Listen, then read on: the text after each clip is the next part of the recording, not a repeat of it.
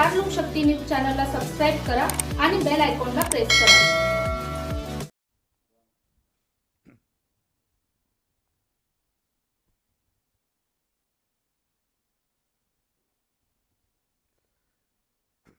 माझ्या महाराष्ट्रातील बांधवांनो, भगिनींनो आणि मातांनो, नमस्कार।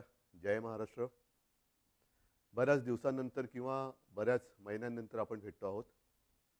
पहिल्यांदाच एक खुलासा करतो की आजच्या माझ्या या फेसबुक लाईव्ह नंतर काही जण टीका करतील किंवा टिप्पणी करतील की मुख्यमंत्र्यांचा चेहरा पडलेला होता, त्यांचा आवाज असा भारदस्त किंवा नाकातला येत होता।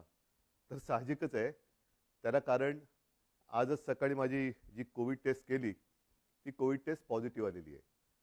त्याच्यामुळे हा काही इतर कशाचाही दुष्परिणाम नाही, तर तो कोविडचा जो काही एक दुष्परिणाम असतो तो आहे। असो, बऱ्याच महिन्यांनंतर मी आपल्या समोर आल्यानंतर नेमकं बोलणार काय आहे, बोलण्यासारख्या गोष्टी बऱ्याच आहेत, थोड्याफार मी आता बोलणारच आहे। हेही आपल्याला माहिती आहे की कोविडचा विषय निघाल्यानंतर कोविड काळामध्ये जी काही आपण लढाई कोविड बरोबर लढलो, प्रसंग बाका होता। मला तर प्रशासनाचा कसलाही अनुभव नव्हता आणि तशा त्या कठीण काळात म्हणजे कोणीही तोंड देऊ शकलेलं नव्हतं किंवा ज्यांच्या अनुभवाला हा कोविड आला नव्हता, अशा प्रशासन माहिती नसलेल्या माणसाच्या वाटेला पहिल्या 2-3 महिन्यातच कोविड आला। मला जे काही करायचं ते मी प्रामाणिकपणाने त्याही वेळेला केलं।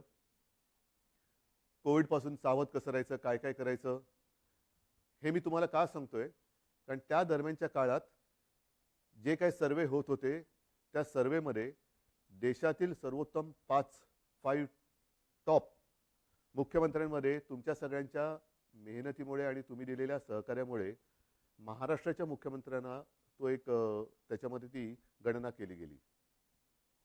साहजिकच आहे, आत्ताचा विषय कोविड हा जरी असला तरी तो विषय मी घेऊन तुमच्यासमोर आलेला नाही आहे। मी आलेलो आहे काही वेगळे मुद्दे घेऊन, जे काही मुद्दे गेल्या काही दिवसांपासून प्रसारमाध्यमातून आपल्यासमोर येत आहेत। मग ते शिवसेना आहे, ही शिवसेना बाळासाहेबांची आहे का, शिवसेनेने हिंदुत्व सोडलं आहे का, मग ही शिवसेना नेमकं कोण चालवतोय, मुख्यमंत्री भेटत का नाहीत, मुख्यमंत्री भेटत नव्हते, मुख्यमंत्री म्हणजे मी, हे गेल्या काही दिवसांपूर्वी सत्य होतं। ह्याचं कारण जी माझी शस्त्रक्रिया झाली होती तो अनुभव काय होता, त्या अनुभवाचं एक वर्णन नाही मी करत बसणार, पण त्याच्यानंतरचे 2-3 महिने हे फार विचित्र होते। मी कोणालाही भेटणं शक्य नव्हतं, म्हणजे भेटू शकत नव्हतो, म्हणून तो जो काळ होता तो मुख्यमंत्री कोणाला भेटत नाही हा मुद्दा बरोबर आहे। पण त्याच्यानंतर मी आता भेटायला सुरुवात केलेली आहे। जी काही कामं, बरं असंही नाही की मी भेटत नव्हतो म्हणजे कामं काही होत नव्हती। मी माझी पहिली कॅबिनेट मीटिंग ही हॉस्पिटलमध्ये बाजूच्या खोलीतनं अशीच ऑनलाईन केली होती आणि त्याच्यानंतर काम हे अव्यवहातपणे सुरू आहे।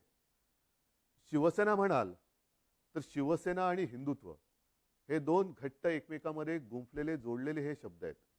शिवसेना कदापि हिंदुत्वापासून आणि हिंदुत्व कदापि शिवसेनेपासून दूर होऊ शकत नाही, कारण शिवसेना प्रमुखांनी जो एक कानमंत्र दिलेला आहे की हिंदुत्व हा आमचा श्वास आहे।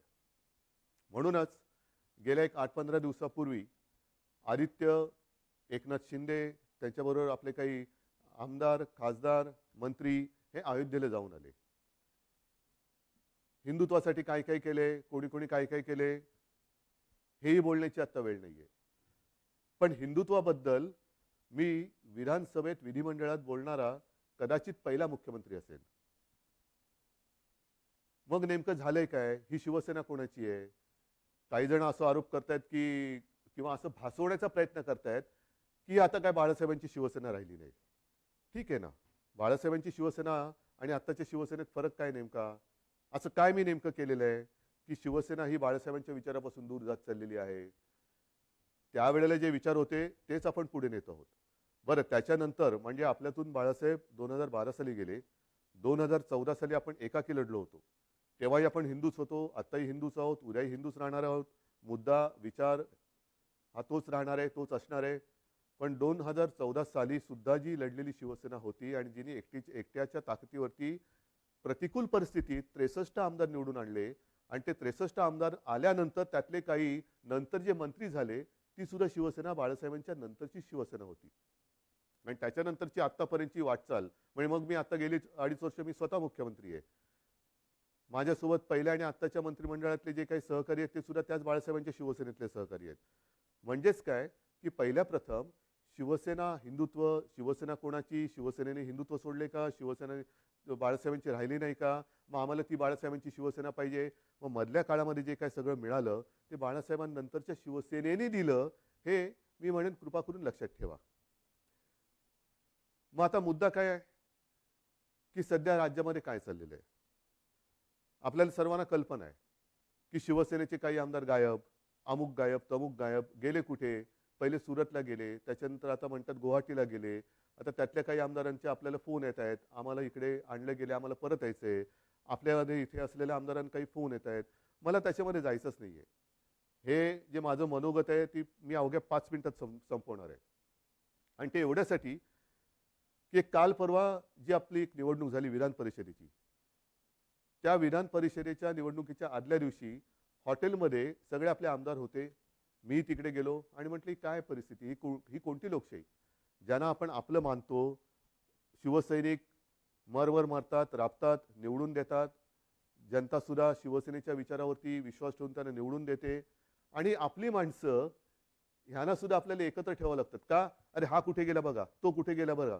मग मध्येच कोणतरी गायब होतो, कुठे गेला होता, नाही मी जरा बाथरूमला गेलो होतो. म्हणजे बाथरूमला गेला तरी संशय. म्हणजे बाथरूमला म्हणजे असं म्हणतात की शंका ठीक आहे, पण लघुशंकेला गेला तरी शंका. ही कुठली ही शाही. ही अशी लोकशाही काय मला आवडणारी आणि पटणार नाही. आणि मला वाटतं बाळासाहेबांनाही पटत नव्हतं आणि आपल्यालाही पटणार नाहीये. मला एक मुद्दा काय सांगायचा आहे की मला कशाचाही अनुभव नसताना जे काय घडलं, मी इच्छेपेक्षा जिद्दीने करणारा माणूस आहे. इच्छा असो वा नसो, पण एकदा जबाबदारी अंगावर आली तर ती जबाबदारी मी पूर्ण जिद्दीने पार पाडण्याचा प्रयत्न करतो. आणि त्याच जिद्दीने मी शिवसेना प्रमुखांना दिलेलं वचन पूर्ण करणारच हा निश्चय मनाशी बाळगून रणांगणात उतरलो.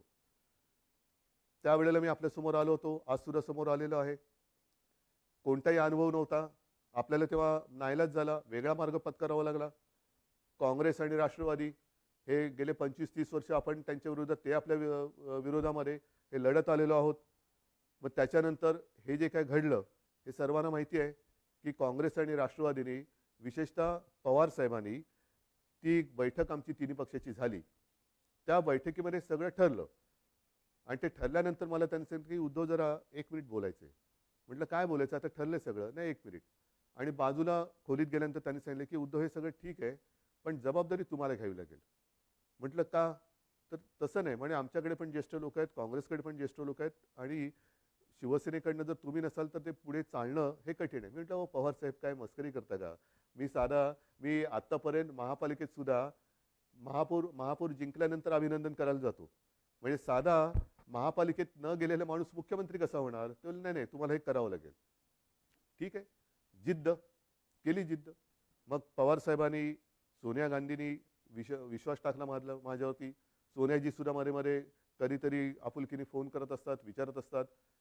एक गोष्ट लक्षात घ्या की कोणताही अनुभव नसलेला माणूस इकडे बसवणं, त्याच्या मागे नुसता स्वार्थ हा विचार नाहीये. पण एक राजकारण म्हटल्यानंतर राजकारण कुठेही कसंही वळण घेऊ शकतं, पण त्या वळणाला सुद्धा अर्थ पाहिजे.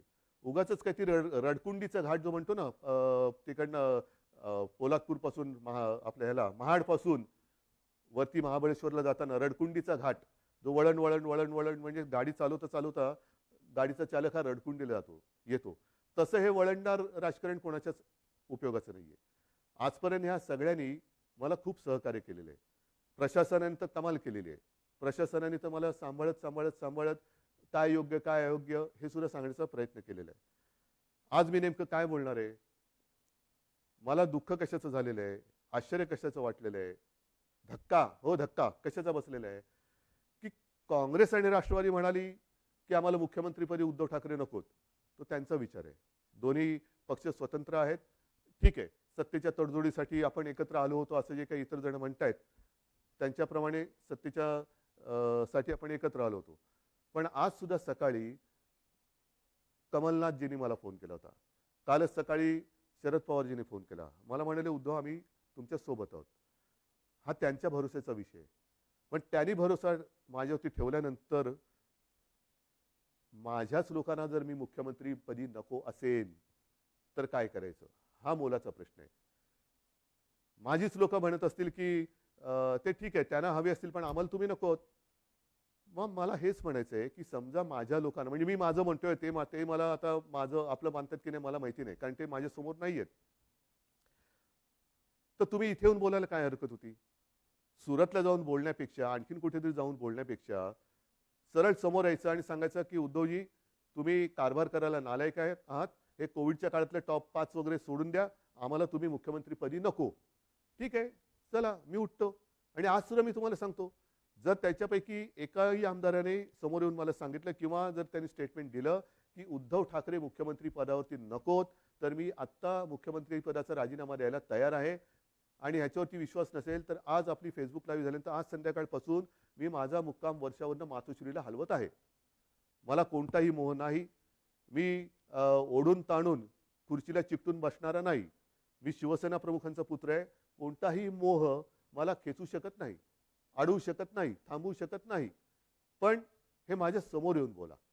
उगाच काहीतरी शिवसेनेशी आम्ही गद्दारी करणार नाही, पण ही शिवसेना आहे, आमची शिवसेना, कशाला तुम्ही हे करताय? या सगळ्या करण्यावरनं नुकसान कोणाचं होतं आहे? एक जी गोष्ट आपण लहानपणापासून ऐकत आलेलो आहोत, कुऱ्हाडीचा दांडा गोतास टाळ, तीच परिस्थिती ही आहे. ती काही जणांना ही म्हण माहिती आहे, पण त्या म्हणीमागची गोष्ट नाही माहिती आहे. ती गोष्ट अशी आहे की एकदा एका जंगलामध्ये एक लाकूड तोड्या झाड तोडत होता, म्हणजे त्याच्या कुऱ्हाडीचे घावच घालत होता. सगळे पक्षी त्याच्यावरती राहणारे हे कासावीस झाले की आपला आसरा असलेले हे झाड आता तुटणार, कोलमडून पडणार. पण त्याहीपेक्षा हे घाव घालत असताना या झाडाला वेदना किती होत असतील, म्हणून ते पक्षी त्या झाडाशी बोलायला लागले. आपल्याला निसर्गाची भाषा येत नाही, पण निसर्ग एकमेकाच्या भाषेत बोलत असेल. तर पक्षी त्याच्याशी बोलायला लागले झाडाला की दादा तुला खूप दुखत असेल ना रे, खूप वेदना होत असतील ना रे, की तुझ्यावरती हे कुऱ्हाडीचे घाव पडतायत. झाडाने काय उत्तर द्यावं की मला वेदना होत आहेत, दुःख होतंय, पण ते घाव पडतायत म्हणून होत नाहीये. तर हा लाकूड तोड्या ज्या कुऱ्हाडीने घाव घालतोय, त्या कुऱ्हाडीचं लाकूड हे माझ्या फांदीचं लाकूड आहे, त्याच्या मला वेदना जास्त होत आहेत, त्याच्या वेदना जास्त होत आहेत. हेच आज चाललेलं आहे, हेच आज चाललेलं आहे. कुऱ्हाडीचा दांडा हा आपला जे गोतास काळ, म्हणजे आपली जी राजकारणातली जन्मदात्री आहे, शिवसेना आहे, तिच्यावरती तिचंच लाकूड वापरून घाव कोणी घालू नका. या समोर बसा, मी देतो राजीनामा. चला, मी तुमच्या हातामध्ये आज मी माझ्या राजीनाम्याचं पत्र तयार करून ठेवतो आहे. जे आमदार गायब आहेत किंवा त्याने गायब केलेलं आहे, त्यांनी यावं आणि माझ्या राजीनाम्याचं पत्र घेऊन राजभवनमध्ये जावं. मी का नाही जात? कारण मला कोविड झालंय. त्यातून राज्यपाल महोदय म्हणाले की उद्धवजी को खुद को आने दो, चलो मैं भी आने के लिए तैयार हूं. मी यायला तयार आहे. म्हणून मी पुन्हा एकदा सांगतोय की ही कुठेही आगतिकपणा नाही, हा कुठेही अगदी लाचारीचा प्रसंग नाही किंवा मजबुरी तर अजिबात नाहीये. कारण आजपर्यंत अशी अनेक आव्हानं बिनसत्तेची आपण पेललेत. हे काय मोठं आव्हान आहे? काय होईल जास्तीत जास्त? परत लढू. जोपर्यंत माझ्यासोबत शिवसेना प्रमुखांनी जोडून दिलेला सारा शिवसैनिक आहे, तोपर्यंत मी कोणत्याही संकटाला भीत नाही. मी आव्हानाला सामोरा जाणारा माणूस आहे. त्याच्यामुळे कोणतेही आव्हान हे घाबरून त्याला पाठ दाखवणारा नाहीये. हे जसं मी मुख्यमंत्री पदासाठी बोलतोय, तसंच मी आज माझ्या शिवसैनिकांना सुद्धा आवाहन करतोय. कारण का तर ही शिवसेना बाळासाहेबांची शिवसेना राहिली नाही असं काही जे आरोप करतायत, त्याला सुद्धा माझ्याकडे उत्तर आहे. ज्या शिवसैनिकांना असं वाटत असेल की मी शिवसेनेचं नेतृत्व करायला नालायक आहे, त्याला मला सांगा, मी हेही पद सोडायला तयार आहे. मी शिवसेना पक्षप्रमुख पद पण सोडायला तयार आहे. पण हे सांगणारा विरोधक नाही. नाहीतर असे फडतूस लोक खूप आहेत. त्यांच्या सांगण्यावरनं किंवा त्यांच्या त्या काय ते ट्रेंडिंग, ट्रोलिंग, ट्विटर ह्याच्यासाठी मी त्यांना मी बांधलेलं नाहीये. मी माझ्या शिवसैनिकाला बांधलेलं आहे. आणि शिवसैनिक सुद्धा या भानगडीत पडणारा नाहीये, कारण तो फेस टू फेस संकटाला सामोरं जाणारा शिवसैनिक आहे. म्हणून त्यांनी सांगावं, मी दोन्ही पदं सोडायला तयार आहे. पण मी मुख्यमंत्रीपद सोडल्यानंतर जर शिवसेनेचा मुख्यमंत्री होत असेल, मला आनंदाने मान्य आहे. पण त्याही पलीकडे जाऊन केवळ मी मुख्यमंत्री नको, दुसरा कोणी असला तरी चालेल, पण शिवसेनेचा म्हणजे उद्धव ठाकरे मुख्यमंत्री नको, दुसरा कोणी चालेल, चला तेही मला मान्य आहे. पण एकदा मला समोर येऊन सांगा. हे इकडून तिकडून नाही, आमचं तुमच्याबद्दल काहीच म्हणणं नाही आहे. पण तसं नसेल तर जोपर्यंत मी खुर्ची अडवून ठेवले तोपर्यंत काय होणार? काहीच होणार नाही. म्हणून एकदा ठरवूया, तुम्ही या किंवा तिकडनं फोन करा आणि सांगा की तुमचं आम्ही फेसबुक लाईव्ह पाहिलं, चॅनलच्या माध्यमातून पाहिलं, फेसबुकच्या माध्यमातून पाहिलं. आम्हाला तिकडे यायला संकोच वाटतो, पण तुम्ही म्हणालात त्याच्याप्रमाणे तुम्ही आम्हाला नकोत. हे स्पष्ट सांगा. मी या क्षणाला मुख्यमंत्रीपद सोडायला तयार आहे. या क्षणाला मी मुख्यमंत्रीपद सोडायला तयार आहे. आणि म्हणून बांधवांनो आणि भगिनीनो एकच सांगेन, शेवटी ही पदं येत असतात, पदं जात असतात. आयुष्याची कमाई काय? पदं नसतात. पदावरती बसल्यानंतर जे तुम्ही काही काम करता त्याच्यानंतर जनतेची प्रतिक्रिया काय असते ही आयुष्याची कमाई असते. आणि या 2.5 वर्षामध्ये जे प्रेम तुम्ही मला दिलत, कुठे झाली हो आपली भेट? पण ह्याच माध्यमातून मी तुमच्याशी बोलत आलो. आणि अनेक जणांनी मला सांगितलं की उद्धवजी, तुम्ही बोलताना आमच्या कुटुंबातला एक माणूस आमच्याशी बोलतोय असं वाटतं. हे भाग्य मला नाही वाटत ह्याच्यापेक्षा आणखीन काय असू शकेल. ज्यांची ओळख पाळख नाही, दूर कुठेतरी राहतात, अगदी मुंबईत राहिले तरी भेटीचा कधी योग येईल असाही भाग नाहीये. पण या माध्यमातून जेव्हा मी तुमच्याशी बोलतोय तेव्हा तुम्ही आमच्या कुटुंबातले वाटतात. हीच तर आयुष्याची कमाई आहे. आणि आयुष्याची कमाई माझ्यासाठी तरी भरपूर आहे. मुख्यमंत्रीपद हे तेव्हा अनपेक्षितपणाने आलं. आत्ता सुद्धा मी यायला चिकटून बसत नाहीये. जर तुम्ही सांगाल, मी आत्ता त्याच्यावरनं पाय उतार तयार आहे. आणि हे माझं नाटक नाही, अजिबात नाटक नाही. कारण नाहीतर म्हणतील की काय हे असं करायचंच होतं. नाही, मला काय म्हणायचंय की तुम्ही संख्या किती कोणाकडे आहे हा गौण आहे विषय माझ्याकडे. शेवटी ही जी काही लोकशाही आहे त्या लोकशाहीमध्ये संख्या ज्यांच्याकडे अधिक असते तो जिंकतो. मग ती तुम्ही संख्या कशी जमवता? प्रेमाने जमवता, जोर जबरदस्तीने त्या धमक्या दटवण्या देऊन जमवता, हे नगण्य असतं. पण समोर उभी केल्यानंतर डोकी मोजली जातात आणि अविश्वास ठराव मंजूर किंवा अमंजूर होतो. मला मी ज्यांना माझे मानतो त्यांच्यापैकी किती जण तिकडे गेलेत, किती जण माझ्या विरुद्ध मतदान करतील, नाही. एकाने जरी माझ्या विरुद्ध मतदान केलं तरी ते माझ्यासाठी लाजिरवाणी गोष्ट आहे. आणि म्हणून मला हे एकही मत माझ्यावरती त्यांना अविश्वास ठराव दाखवण्याची वेळ येऊ नये म्हणून त्यांनी मला सांगावं. मी कुठेही त्या नावाचा उच्चार करणार नाही, वाच्यता करणार नाही. तुम्ही सांगा मी मुख्यमंत्रीपद सोडलं, बस. ह्याच्यावर आणखीन काय सांगू? मी माझं मन घट्ट करून तयारीने बसलेलो आहे. मात्र बांधवांना आणि भगिनींना एकच सांगेन की जे प्रेम तुम्ही आजपर्यंत दिलं, उद्या मी सांगितलेलंच आहे की मुख्यमंत्रीपदी माझी राहायची अजिबात इच्छा नाही. पण त्याच्यानंतर सुद्धा जेव्हा जेव्हा आपली भेटगाठ होईल ती मात्र जसा मी फिरत जाईन तशी प्रत्यक्ष होईल. तेव्हा मात्र तुम्ही हे दाखवत असलेलं प्रेम हे सदैव असंच कायम ठेवा एवढीच विनंती करतो. धन्यवाद. जय हिंद, जय महाराष्ट्र.